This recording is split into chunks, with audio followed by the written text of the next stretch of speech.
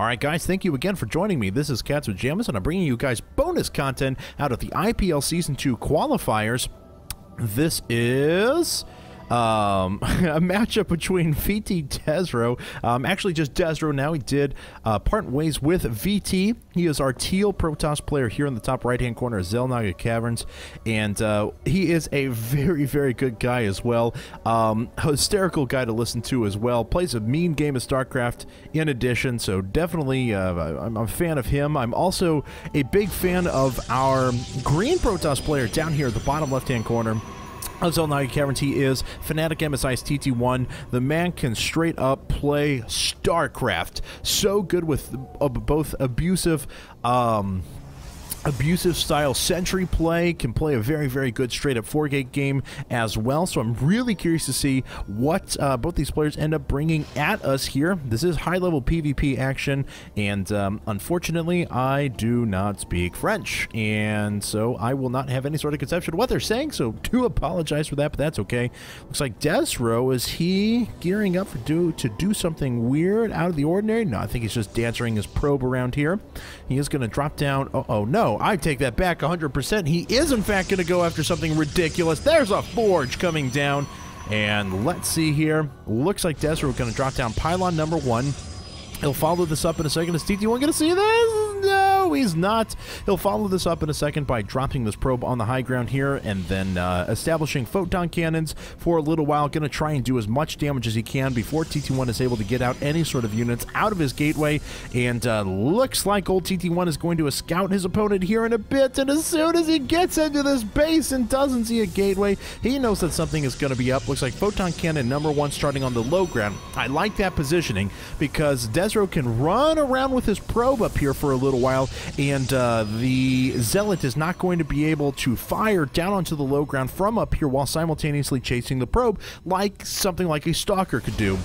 There we go. There's photon cannon number 2, and the second pylon coming up as well. This photon cannon just about to finish. Looks like TT1 trying to do a little damage with his probe, but that's not going to amount to much. TT1 actually counter-forging at the moment. He needs to get down some photon cannons to be able to do a little bit of a defense. Second photon cannon for desRow just about to finish. This third one is going to be in range of the structures here for TT1. However, if he gets a second photon cannon down, yeah, he, with the aid of this Zealot, should be in fine position to go ahead and take down these. Oh no, that was actually just a pylon at the front. That was just a pylon. All right, so very interesting.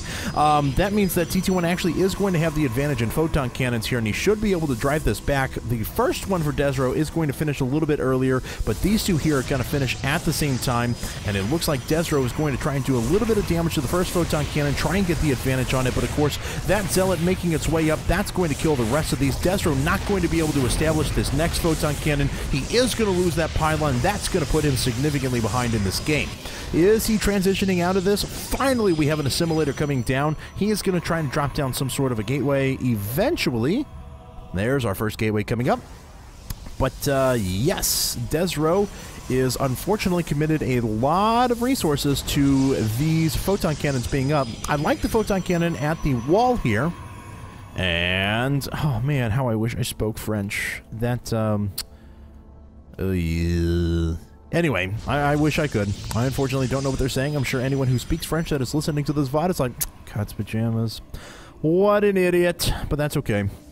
Looks like next photon cannon just about to finish as well. That's going to be out of the range of the 1-4 TT1, but it's going to be able to stop any sort of units that are making their way down the ramp. So, desRow, way behind in tech.